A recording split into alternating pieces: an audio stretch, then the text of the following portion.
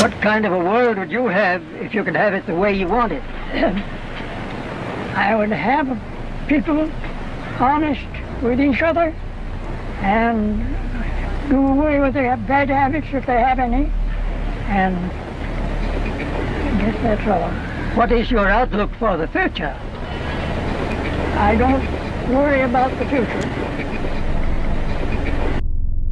Yo, welcome back to Evil Scuba Diver, the only show on YouTube that, Everything else is dopamine fodder. This is a real show. It's just me, editing a bunch of gameplay of video games and yaps about music together into a piece that marks the month of my life, this month being August. Awesome real spill though, it is really interesting to look back at these videos, as sort of like time capsule pieces. That's sort of been a reason why I'm continuing doing these. Mostly though, it's because I'm very opinionated on a bunch of albums that come out within the given month, and I need to talk about it. Otherwise, it's just going to stay in my brain, and it's going to deplete. I don't like the idea of my ideas depleting into thin air. So, hey, what's a little video editing? You know what I mean? I got to do something while I'm doing cardio, you know? Because I edit these on my phone, low-key. So, I mean, yeah, whatever. Okay, let's just, new background. This is a very interesting background. There's a piece up there. It's actually a piece made by me. It's called Skyline. I like it a lot, but we're in the new dorm.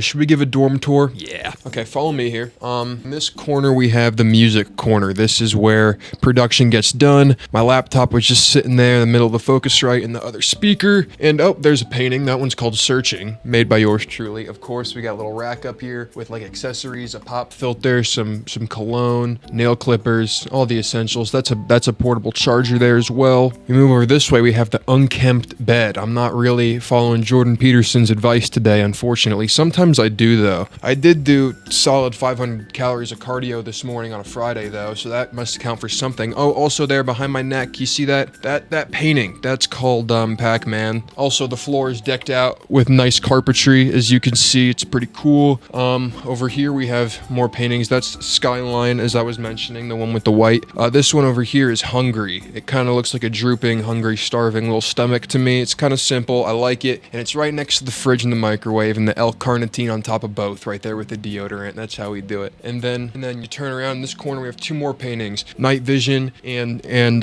Waves, both of them. Some sound panels as well, and got the Guts Berserk rug holding up the cabinet there, adding some decoration, and we got some hats on top. Yeah, it's a pretty sweet one, so get used to it, man. I'm gonna continue doing these monthly videos, and this scenery is going to stay probably the same, unless I get thrown out for being a ne'er-do-well, which isn't really in my character skill tree, so I think we should be good. Alfredo 2 by Freddie Gibbs and the Alchemist. This is a second helping of Alfredo from The Boys, collaborating once again, the Alchemist on production. Freddie Gibbs is the one rapping, and when I first heard that this album was coming out, I wasn't sure how to feel about it. I wasn't sure if we needed a second Alfredo. Too much Alfredo is just too many carbs and cheese, man. It's just not that. I was a bit worried, but we got ramen this time around. We got a Japanese flavored Alfredo album. First one was more Italian mobster gangster samples, sort of something like a 1930s noir basement in New York. And this album is way more sort of Japanese flavored, almost like an Akira Kurosawa movie. It's more The Seven Samurai than it is The Godfather. Instead of throwing samples of like mobsters talking about like their last hit, or like it's gonna be a good day for us boys, or whatever they throw in between songs, we got like, you know, Japanese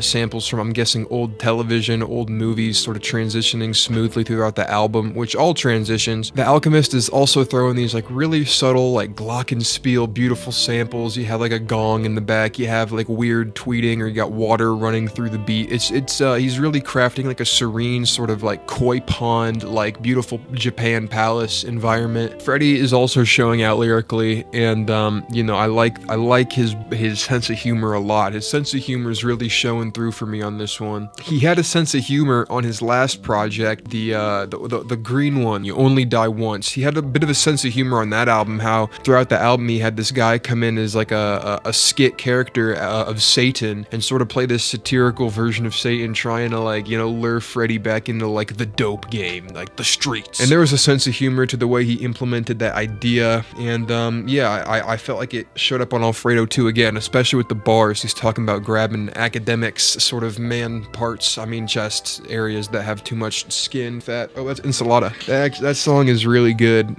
That's actually a highlight for me on this album. That's like the one. If you want to hear one song off this album, listen to Ensalada. That's like a classic Alchemist going off and just meshing with the artist perfectly. Like, I think E. coli is another example of that. Ensalada and E. coli are sort of the same vibe to me. But those two songs are similar in the fact that they both hit the peak status, like the highest vision possible for what an Alchemist song should be. You know, every beat's kind of smoky, and you know, the drums are a bit lo-fi, and he plays with perspective a lot, and like making very muddy samples sort of sound like atmospheres, right? Like, we get that on a lot of his beats. But on those two songs specifically, I think it's done to the highest degree out of anything. And I love when stuff like that happens. I think also Stone Fruit from Haram would be a good example for the Alchemist doing that with another pair of artists. And yeah, this was a great time. I'm still playing it. I'm still listening to it. And just grateful it dropped. So let's move on. Paper Mache Suitcase by Zion Cat. Are y'all even tapped in with Zion Cat? I'm not sure you are. If you don't know, he is sort of the main producer for Perry Mason. That's how he got his claim to fame. He produced a lot of Perry Mason's like hit songs in this underground hip hop cloud rap sort of style. I mean, he's got his own style, but like when I first heard him, I was like, oh my god, this is some dude who's like channeling Clams Casino for 2022, right? But here he's making his own album where he's the own artist as well. He's not just producing an album for somebody, he's making his own, he's putting his own name on it, and it's called Paper Mache Suitcase, and it is a slow, depressing, like emotionally churning album of just like almost being like lost in a dark city, and all there is to guide you is like the lights from the top of the skyscrapers around you. Zion has said himself he made this album in a very weird, depressing state of mind for him, where he was having a lot of depersonalization and like sort of not knowing where he stood in his own self. And he said he made this album in that time period to sort of cope with the feelings. And you can definitely, this album is sedated. This album is sad, it's rainy. It's like if you doped up an album on antidepressants, but like they didn't work at all. They're just still sad, but now they feel number. You can hear it in the vocals. The vocal mixing is so interesting to me. It's not produced like a commercial record. It's very much about like the headphone, nighttime, maybe you're riding a subway train at night type of vibe. So everything kind of sounds muffled and a little bit distorted, like it's coming through like a psychedelic sort of amp with a weird like phaser on it. And it's very much just like an element of the atmosphere. It's not like front and center. It's just an element. And I think it works really, really well for this album being so sedated and like depressing, because Zion Cat's vocal delivery as well is so weird. It's not like your casual, I'm sad, like I feel this way, like despondent out there. It's more Hobo Johnson than anything. Like Late Night Transit, the lyrics are, I get drunk and mistake you for another person. And there's many different ways you could deliver that line to make it emotional, but the way he delivers it is, I get drunk and mistake you for another person. And it works in this really weird way. It's like, I don't want to say it's meek, because I use meek to describe vocals a lot. There's a song on here called A Midsummer Night's Dream. That one really blew me away. It really made a lot of this album click for me. It's just a trip. I can't really explain it. Production wise, it takes the words right out of you, dude. Feel free to check it out. But let's move on. Minecraft Volume Alpha. I was talking with a friend about this album, and we were talking about how this album has sort of carved out a timeless little historic place for itself in the 2010s, 2000s culture. When people look back at like the late 2000s, you know, in 200 years, Minecraft is going to definitely be part of what they talk about. And Minecraft's Going Down is a classic status game already. It's just too timeless. The mechanics are too simple and just too universal to really not like. And the fact that this piece of ambient sort of piano music from C418 is the soundtrack for it, that's attached to it now. It's going to be a part of the experience. When people talk about Minecraft, they're going to talk about the music. And when Minecraft goes down in history, so does the music. I also listened to Minecraft Volume Beta, and I think that's the better album, honestly, between the two. It's just so much more interesting and experimental, and C418 really finds the stride within the Minecraft music genre. But both of these albums are now tied to the history and what it was like to be alive during the late 2000s. And I'm just looking at these albums from that perspective, and also the fact that they're just beautiful, like, production tunes, like they're instrumental, ambient, sonic pleasure, bro. I low-key like listening to this music more than I do like Aphex Twin. I think of them both in the same vein. Who says Minecraft music isn't like as interesting as Aphex Twin? I really do think it is. Cause sure, it's nostalgic, and sure, we all know it, right? But when you really listen to a song like Area Math or Tazwell, and you really break it down and you put yourself in a pocket that doesn't really exist in the Minecraft experience, and looking back at nostalgia, you really just get a great produced like moment of like emotional melodic melodies and weird ambient sort of stark passages, and that's awesome. I like that this album's gonna go down in history forever, and it's also just incredibly good. like a really solid piece of what people would call IDM. But yeah, great stuff. What else? We got Faith and Persona by Death's Dynamic Shroud. I like them at DDS. I like DDS, Death's Dynamic Shroud. They're a trio. They make electronic music. They're kind of similar to the Avalanches, except all their samples are very digital. It's not like they're sampling straight from the vinyl, and it's a very like rustic, lo-fi, sort of like texture-based experience.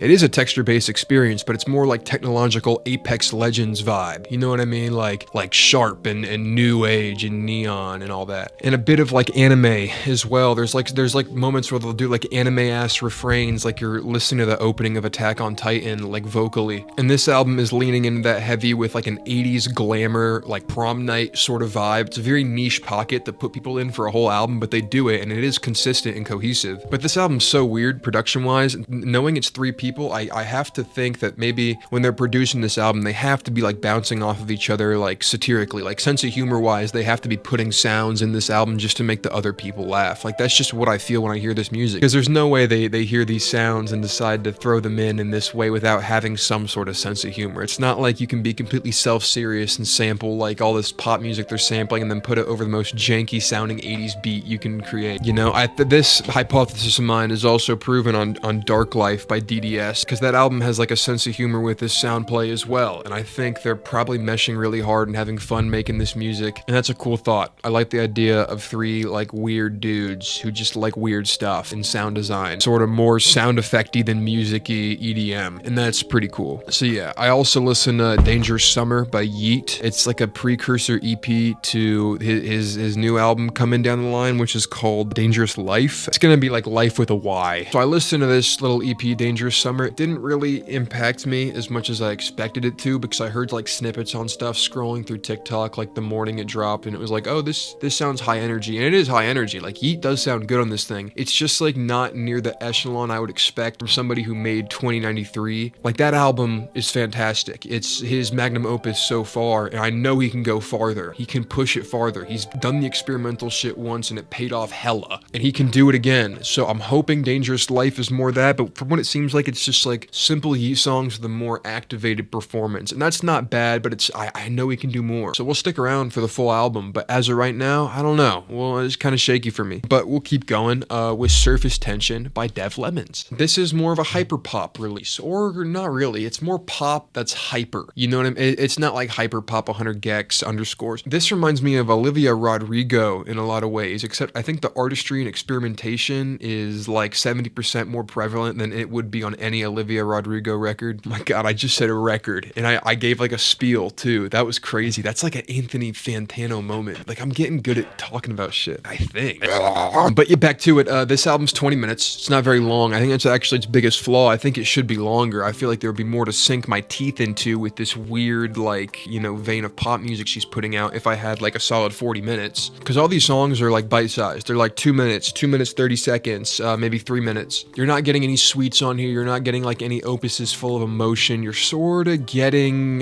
cool ideas mixed interestingly with a kind of a dubstepian flair. And it's female vocals. Dev Lemons is a female last time we checked, but that could change. You never know. And yeah, I don't know. This is like a media age album. It's short. It's to the point. It's not doing anything super crazy, super experimental.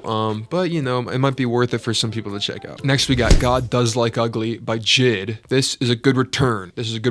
He made The Forever Story. That was a good album. Dance now. And he's returning hungry. He is still hungry. He's not jaded by the fact that he is successful now. He actually sounds a little bit even more like himself on this album. He's like using his vocal inflection and his rhymes in a way that has a lot of personality to it. It gives me like college dropout levels of personality. Like I know Jid's sense of humor. I know his take on things now. I know like who he might be as a person to talk to and hang out with. Just listen to this album. It's a little bit more loose. It's a little bit more ugly. The mixes are a little bit more ugly. Some are pretty rough, but some of them are, you know, meant to be that way. They're supposed to be like loud, visceral, rugged experiences. I appreciate that. And there's a brilliant song on here called Community with clips on it that is just beautiful. The beat's awesome. I mean, there's a lot of awesome beats on this thing. And overall, it's a cool little album. album. I think it's an experience people are going to enjoy. It's an album that I think will stand good for him to wait another 2 years to drop another one. I'm not sure though. I think Jid could be a really huge artist if he like put his foot out there like Tyler the Creator almost. Like who cares from dropping 2 times in the same year? Like I have a vision, right? I feel like Jid could easily go down that path and people would follow. He seems like a chill dude, you know what I mean? He's got bars, he's got work ethic. I would love to see Jid go like hyper mainstream and legitimately become like Kendrick level. But we'll see how the elites, you know, sort of take him. Maybe he's anti-Semitic and he's not going to be famous. Never know. Let's keep going. Nervous by Shy High. This is just a really weird ass project I returned to. It's 20 minutes, it's short, but it works in its favor because this is not really technically an album. It's more of like an EP. It's a collection of songs that's long enough to be listed as an album. I don't know if Shy High would classify this as like a studio album release. It seems more like a prelude for people to look back on. Is like, what did Shy drop before his first album? Oh, he dropped this little thing called Nervous. What does that mean? Was he nervous to drop his first album in the year this came out? And you listen to it and it's just a completely different genre he created of just like static electric rap with like really meek, weird vocal glitches in presentation. It's 101 and I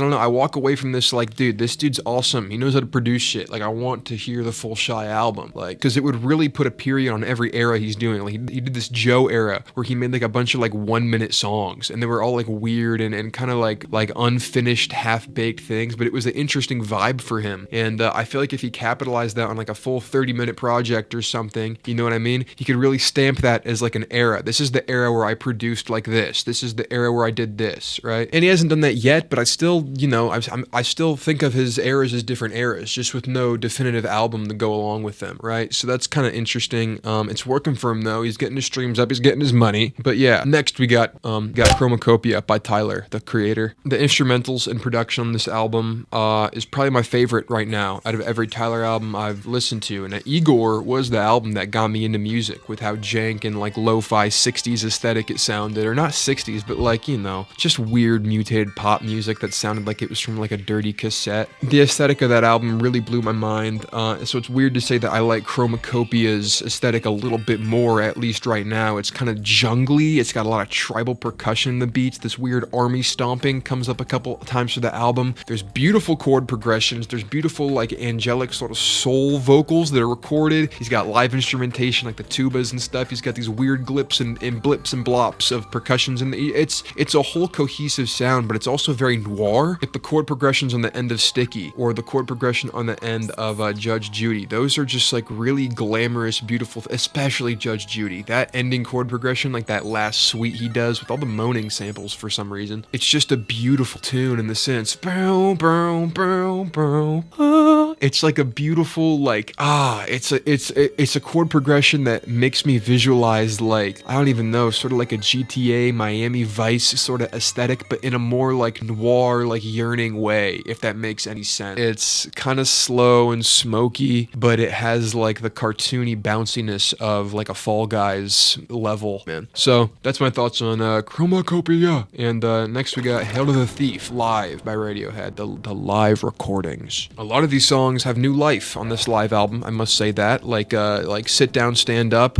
that's one where, you know, it completely just is a different song halfway through, and it like the little raindrops part, that's just completely different. It's more like bass oriented, percussion oriented. It's really cool. And the simple like melodramatic rock production the album had originally is just accentuated more in a live space where you have like all these percussions and snares and weird like things rattling off in the mix, because the guitars are a little bit sludgy and muddy, right? Because it's a live recording. So you just have the percussion and the bass and the vocals stand out in a really visceral way that worked when I listened to it. Sounded like it was biting you, you know, you're like, it was attacking you like a rabid dog. So that's that one. Pretty cool, interesting listen. We also listened to Hyper Youth by JVB, Joey Valence and Bray, that is.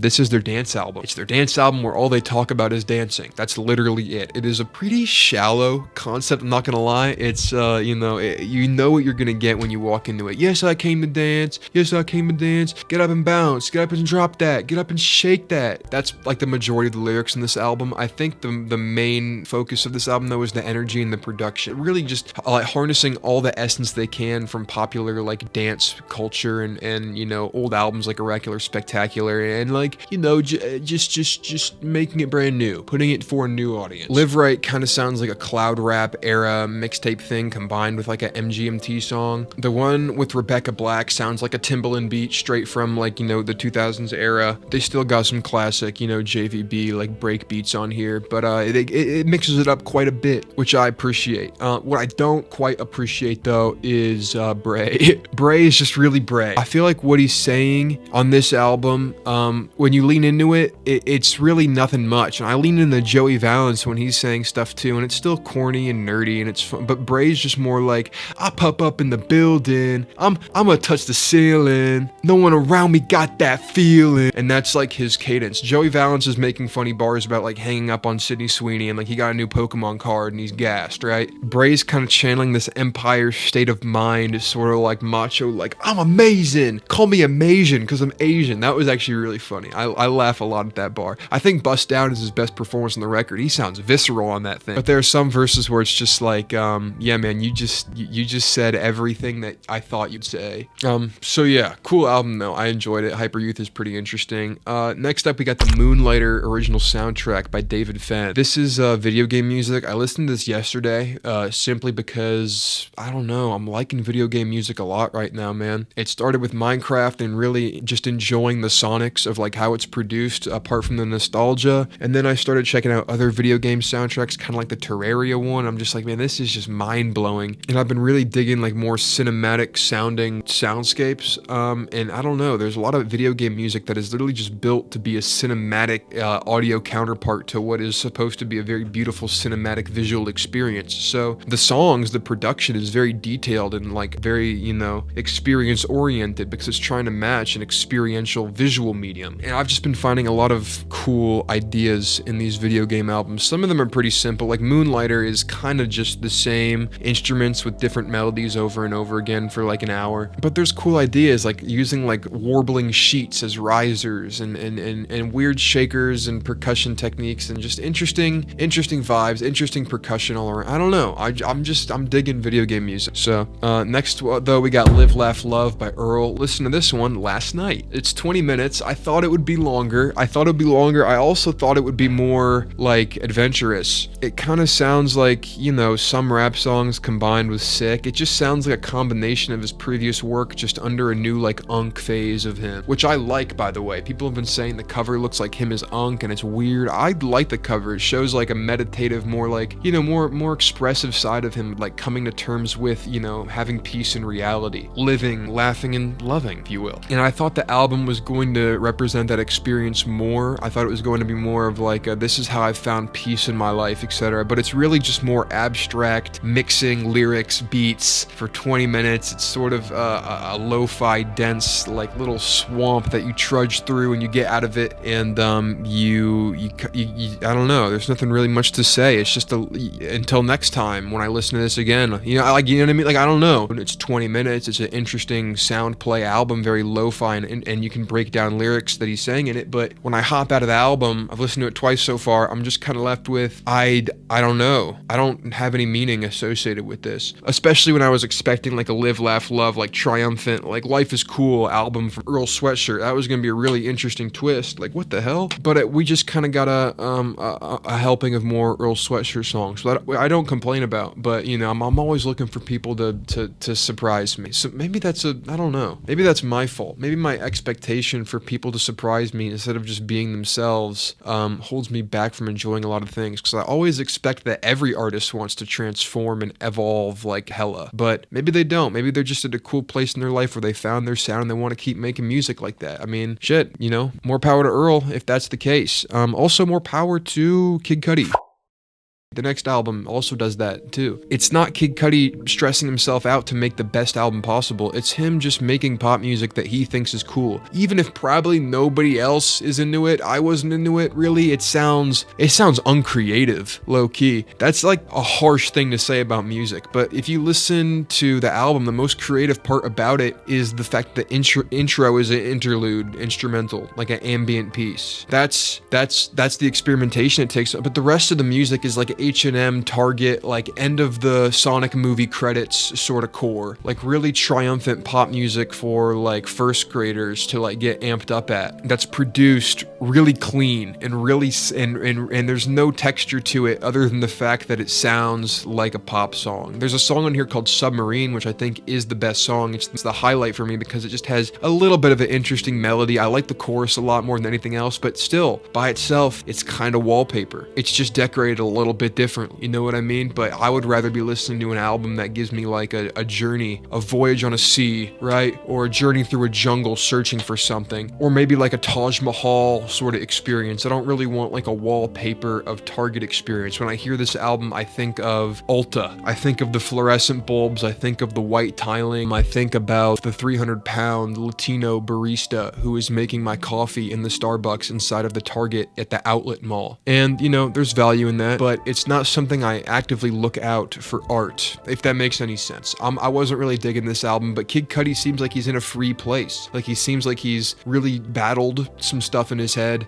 I know he's had dark times before, like Man on the Moon 2 is like, it's like the Incredibles meme where he's just like completely grayed out. Like, it's like, oh my God, what happened to Kid Cudi on Man on the Moon Part 2? But it seems like he's back, and it seems like he has a thirst for life, happiness, and joy, and that's awesome. I just wish it translated to like interesting creative music. And yeah, I don't know. That's my thoughts so far. We'll see what future me thinks about this next album. Check. We listened to Baby by Dijon. This is his newest one after Absolutely. It's been a good 4 years. He's taken a little bit of a creative hiatus, but he's always working. And I think the whole time he was taking a break from making music or not releasing, he was building this album because it's so intricate and full of detail. It really does seem like something that would take 3 to 4 years to make. If you think about all the different textures in the first like couple seconds of a song, it's really mind-boggling, the attention and care sort of portrayed in these art pieces. I'm not even the biggest Dijon fan, but I can acknowledge that, you know, you're not going to get music like his anywhere else except for McGee, you know what I mean? And honestly, I kind of do prefer McGee's style to Dijon. I know they're like two peas in the same pod, literally, they came up together, but I just feel like the more yearning, nonchalant, meditative sort of mode McGee's vocals puts you in contrast with his alien production, works a lot better for me emotionally than Dijon over this type of production, because Dijon's very expressive and his vocal stylings are almost as abstract as the production, so you just get two very abstract pieces smashed together, when with McGee you're getting the abstract piece of production but sort of a similar sort of smoky vocal timbre that's not as outlandish combined, so you get like a different mesh of styles. I don't know, I hear songs on Baby like Yamaha and stuff, and there's good moments, there's awesome stuff, right? I love the way this is sound designed, but I just think the zaniness compounding on top of other zaniness is just too much for me. It sometimes it comes off as like borderline mush static to me, which is not what I want. Yeah, it's unfortunate, but I've only listened to it like once or twice. So, but one thing I do want to say in regarding to positives about this album is that album cover. That is just a pure like photographic depiction of joy. It's upside down. He's screaming. If you zoom in on his face, man, he is screaming pure joy. You can't really fake that. That is like an authentic mode of joy that not many people experience in their life, maybe ever. And this is taken on his wedding day. And this album, Baby, is about him having a kid. And the first song is him talking to his kid about, you know, making him with his mom. It's a really interesting concept record in that way. But I just wish it was doing more for me. I wish it was more like, I wish I got it, because right now I'm kind of sitting it and I don't quite like it as much as a lot of people do. I do, however, really love the new Geese single, 100 Horses. I think all 3 singles from this album have been really interesting. Getting Killed seems like it's going to be like almost like a Vietnam era sort of rock album. I mean, the twang of the guitars, the mixing, how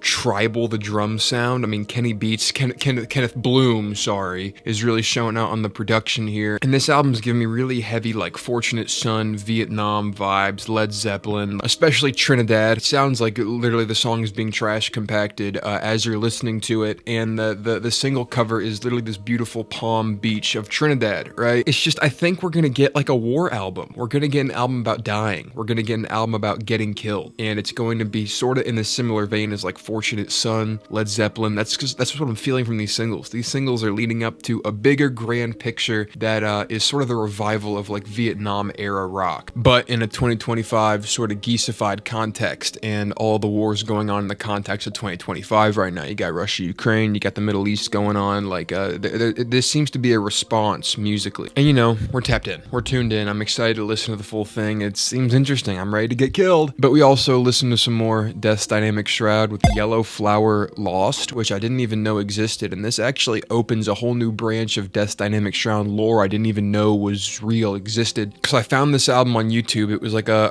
MP3 rip or something, and it sounded like an MP3 rip, but it still sounded amazing. I had a great time with it, just listening to it on my headphones, like in my bed, bro. And I opened my eyes to the fact that DDS has a huge discography. They don't just have like 10 albums from across the years. They have this program that they're doing on Bandcamp. I just found out about this like a couple days ago, where every single month they release a new album behind a paywall for their Bandcamp supporters. That's a new album every month. That's 12 albums every year, and they're all produced with new songs and clean mixes and runtimes and track listings that are all different and different concepts, different album covers. It's like a whole carnival extravaganza of releasing music for their fan base, and it's 3 guys, right? So sometimes one of them will make an album, another one will make an album with the other person. Sometimes they'll do like a solo album, but still release it under Death's Dynamic Shroud as a way to get an album out there for the month. 3 guys, pooling their efforts together to create this long-running, consistent sort of stream of music, this weird EDM, sort of industrial, sort of vocal sample, plunderphonic type shit. It reminds me of like a new age, internet age version of the Avalanches, right? Except they're very prolific. They don't just release 3 albums in 2 decades. They release an album every month. And these guys, they seem like they're in their late 20s, early 30s. They seem pretty young, all things considered, and they're pumping out just insane creative visions that are just complete. Like, you can listen to them and they're still music. It's not like they're just pumping out ideas and it's like the novelty of the idea being released every month is interesting. It's like, no, these are fully baked projects that are done and they're inspired, and you get one every month if you just pay for their music. And that's just such an interesting format to me, and it's really inspiring me in my own works, because I'm thinking of maybe something along those lines. I don't know, I'm thinking of shit, I don't know, like maybe a whole secondary album that comes out with an album I make, but it's behind a paywall, so people who want the scraps or the extras or the director's cut, you know what I mean, they can pay an extra $5 or $10 or something. I think that's the way the future trends, low-key, is cutting out the middleman of streaming and just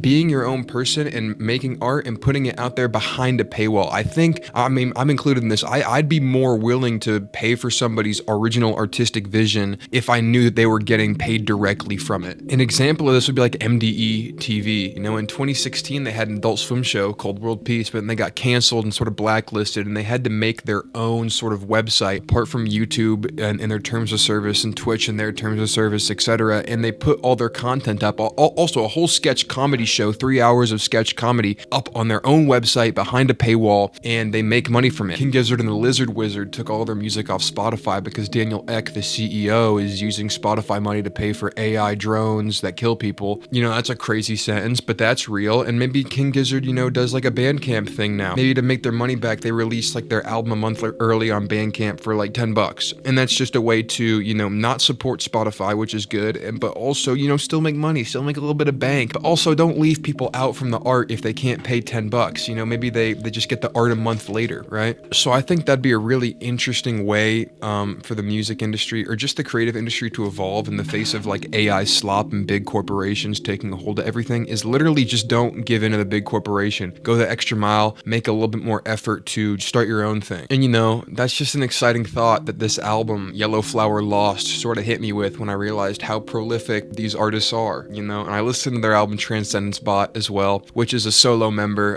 Keith, the big one. He made a solo album called Transcendence Bot and released it on Death's Dynamic Shroud as part of like a monthly release. And that's a great album too, you know what I mean? And there's like countless. There's like 60 albums I haven't listened to by Death's Dynamic Shroud that are probably all awesome, and I'll probably never listen to them all, but they exist and I can listen to them if I want to. And that's just sick and awesome. And I like the idea of looking back at somebody's work, somebody prolific, and just having a whole archive of literally everything they've ever produced. And everything they've ever produced is like really high effort and high quality, and like there's attention to detail put into everything. That's just really sick. And that's August for me, man. Hopefully your August was good. I wish you a good September. Or maybe your September needs to be worse to show you that things can always get worse, and it will strengthen you and you'll become a better person in the span of 1 month due to September's character development. Either or, But I hope you enjoyed the B-roll gameplay. It's inside. It just gave August vibes. You know what I mean? Like, that's kind of the feeling of August, is walking around a melancholic, demented grayscale sort of atmosphere environment. Like, that's the vibe. But yeah, what did you listen to? What was fun? What was a good time? What was not such a good time? Do you agree with me? Do you agree with my opinions? Let me know. That's gonna do it for this rendition of your monthly Evil Scuba recap. Thank you. Have a good one. Let's read you a quote from a physical book to lead you on your way here. Psalm 37. Do not fret because of evildoers, nor be envious of the workers of iniquity, for they shall soon be cut down like the grass and wither as the green herb. That's something to think about. See y'all.